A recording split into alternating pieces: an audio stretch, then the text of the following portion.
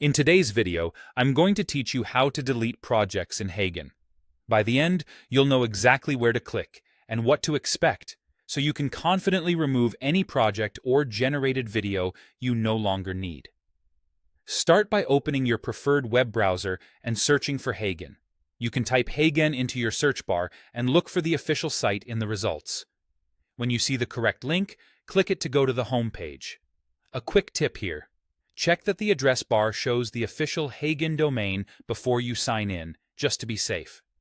Once the home page loads, look for the Sign In option, typically located at the top right of the screen.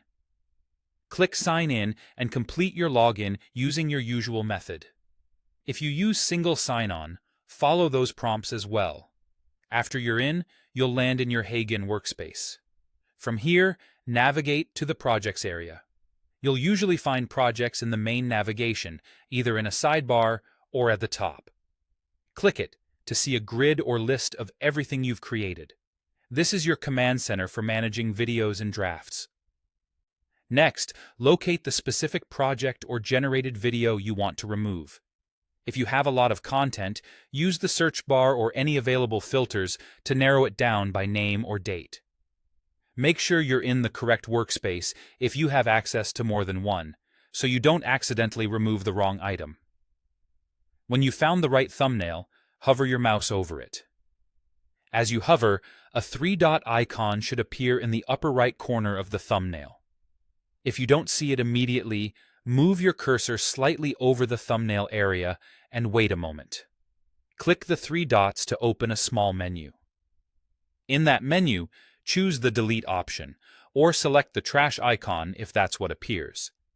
This is the action that starts the removal process for the selected project or video. A confirmation pop-up will likely appear, asking you to confirm your choice. Read the message so you're sure you've selected the correct item, then click Delete again.